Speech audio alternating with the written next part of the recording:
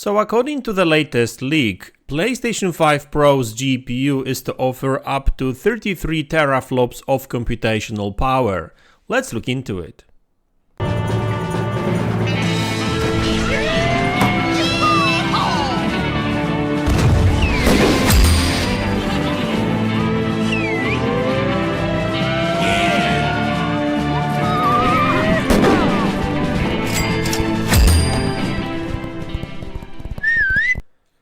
Hey guys, welcome back to the channel. So today I would like to talk about PlayStation 5 Pro specs, teraflops and potential rasterized performance. Now this information is a courtesy of Tom of Moore's Law is Dead, and you will find the link to his video about it in the description of this video below. There's been a lot of outlets out there covering this story already, and I was asked by a couple of people already in DMs what I think about these specs, and as always, this is just a leak. It's not well, it's more than rumor, but still, it's not like official Sony's information. So take it with a pinch of salt, as always. But Tom claims that he got like some, well, semi-official documentation on PlayStation 5 Pro, some initial, I guess, information on that. It's not like a full specs really, but that's more than we've seen so far. So let's speculate then, right? I mean, so the leak, Tom talks about a couple of interesting things. I mean, this document he received, and he kind of shows this document in his video, so go and check it yourself. So this document talks about a couple of things. He talks about raw computational power, potential performance, increase in ray tracing performance, faster memory, which is obvious, right, with that type of stuff.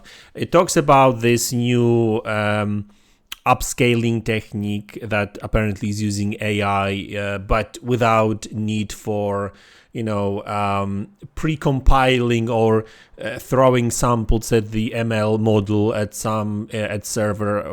Like this is all we know. Like there's not a lot of information. There's not a lot of details how that actually works. I'm just naming you things that apparently will be in PlayStation 5, right? So let's actually start with teraflops, because that's what people love to talk about. Now teraflops are important as always, because it kind of shows you the potential power, raw power, but there's actually more to the story. So number of teraflops doesn't always translate to performance, and we've seen that with Xbox Series X, for example, right? More powerful in teraflops, but PlayStation 5 a lot of times beats PlayStation Xbox Series X, right? In some games, so it's more than that. I mean, there's other parts of the system that are quite important too. Although with the latest next-gen games based on next-gen engines, looks like these next-gen engines are actually taking a better advantage of these teraflops, and that's probably going to be true for PlayStation 5 Pro, to be honest with you. Okay, so what about these teraflops? Well, the leak talks about 67 teraflops, but it talks about 16-bit floating operations teraflops, right? So basically, game engines don't really use that much. So, you need 32-bit, right? Which means that in reality, we're talking about 33 teraflops here. But even then, like, it sounds like more than 3 times the power of PlayStation 5 GPU, right? So we would ask, so why are they talking about only 45% increase in rasterized performance? Because that's what this document talks about, right? So it doesn't really add up. So you've got like 3 times more powerful GPU than PlayStation 5 GPU and only 45% increase in performance.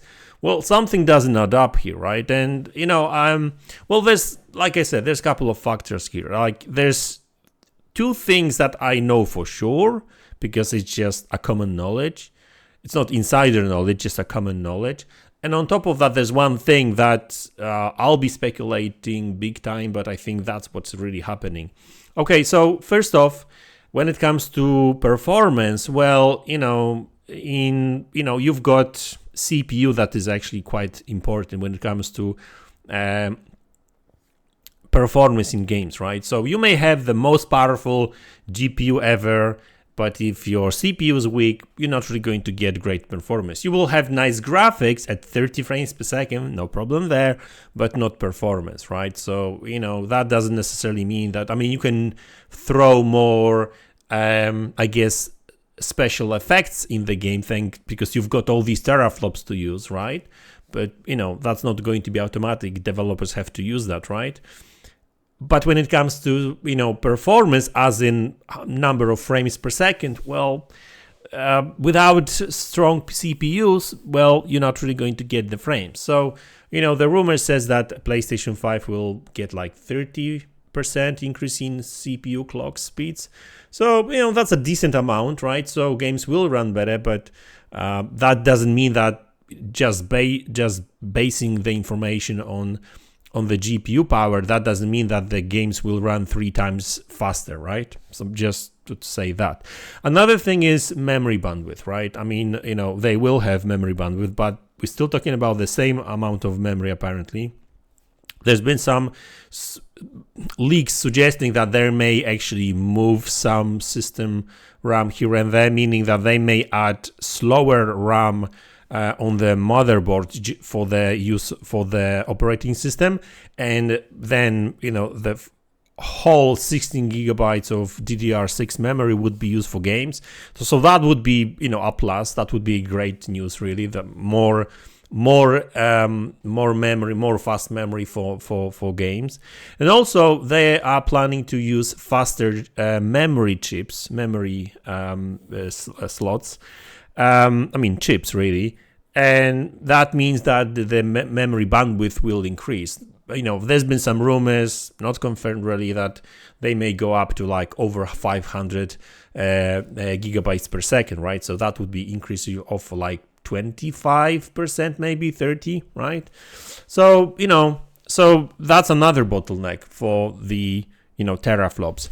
So that's two things, but there's one more thing which I really want to talk about today too, because there's been some rumors that AMD is going to introduce some sort of like new architecture, right? We still don't know what this new GPU, what this PlayStation 5 Pro GPU is going to be based on, right? It will be RDNA 2 compatible for sure, because all PlayStation 5 games will have to run on it. And to be honest with you, there's no compatibility issues across AMD's RDNA 1, 2, 3, 4. Did they release 4 already? No, I don't think. Anyway, no, they didn't. No, not yet, I think. But anyway, all I'm saying is that we still don't know what the architecture is going to be based on for the most part, right? And they may pick and choose, right? They may actually grab some features from the latest AMD RDNA 3 or 4 technologies. That's no problem there, right? It's going to be a custom chip anyway. But what I really want to talk about is that there's been some rumors, even circulating, even with regards to PlayStation 5 Pro specs, suggesting that PlayStation 5 Pro may use a new improved architecture where they would double the number of computing shaders, right? Computational shaders, which would obviously increase the number of teraflops, right? Because the way it works, and Nvidia did that a couple of years ago.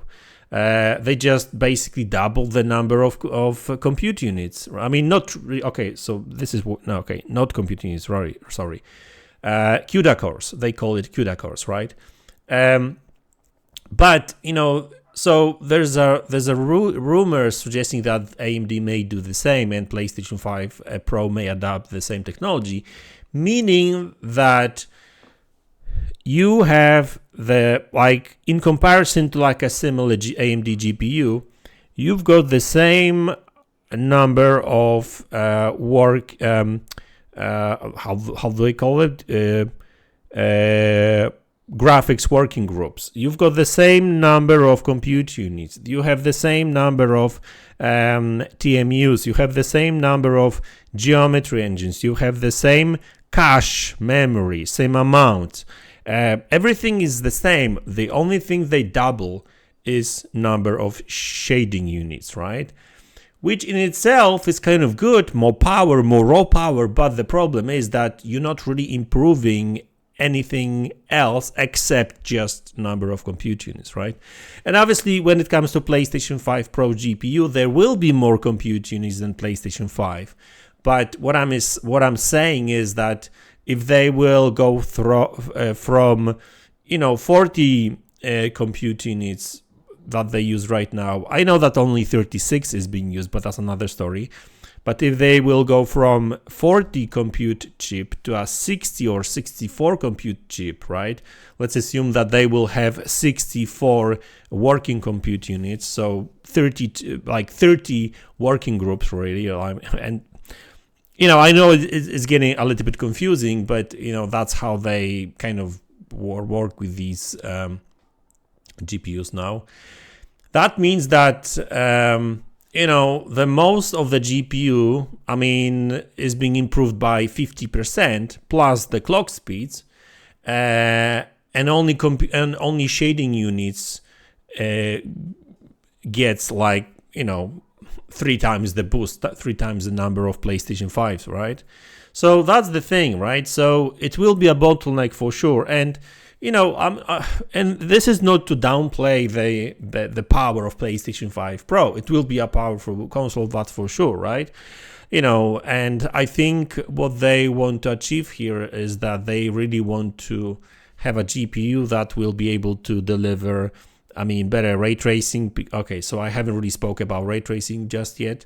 Tom also spoke about, 2 or 3 times increase in ray tracing performance. So again, it doesn't mean that the games will run 2-3 times better, but whatever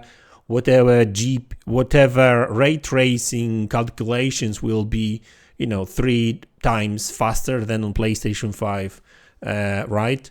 So in overall it looks like the game, in certain games, especially if they will be GPU heavy, you may get a double the performance, right? Because they talk about 45% increase in rasterized performance. But if you consider the fact that you are getting CPU improvement, 30%, memory bandwidth improvement by 20 to 30%, and then you've got 3 times the teraflops, but still 50% more compute units and faster clock speeds, all that can add up to, in some games you may get double the performance, right? Meaning that in a GPU limited situations, for example, a game that would run, and I think that the GPU improvements will most likely translate just to better graphics. So a game that would normally run at 50 frames per second or 45 and low resolution, on PlayStation 5 Pro, you will probably get a 60 frames per second game at 1440p, not 900p like right now. Especially that they also talk about, this particular document talks about, this new form of AI upscaling, right? So not only you get the higher base resolution that you can reconstruct the image but on top of that you get a better upscaling technology on top of that. So that's a win-win situation, right? So at the end, guys, we still have to wait and see how that works. But generally speaking, if you still haven't bought a PlayStation 5 and you kind of thinking about, maybe I'll just wait for PlayStation 5 Pro. That may be a good decision, and you sure will get more for your buck, right? PlayStation 5 right now is around $500 anyway. Sometimes they are on sale, but if the latest rumors are true, and if PlayStation 5 Pro is really launching around September, October time, and rumors suggest $500, $600 price tag, you may as well just wait, and PlayStation 5 Pro will sure serve you much better, really, right? So don't expect a huge improvement in terms of like frames per se, right? I mean, games will run better, but still the number of frames will be limited by CPU and memory bandwidth. However, when it comes to like resolutions in games, maybe if game developers will want to really take advantage of some of these features, you will get not only higher resolution, but hopefully maybe even better graphics. Because why not, right? I'm sure that some games will take advantage of it. So you may get a 60 frames per second performance mode in quality like kind of with quality like kind of graphics, right? So that's what it's really going to be all about. But like I said, this is still a rumor. We don't have the full specs yet. As soon as we get it, as soon as it will leak like officially, then I'll let you know. But for now, that's all we've got going on for it. So right now, that's it, guys, for this video. I hope you enjoyed it. Let me know in the comment section below what you think about it, and I will see you all in the next one. Take care.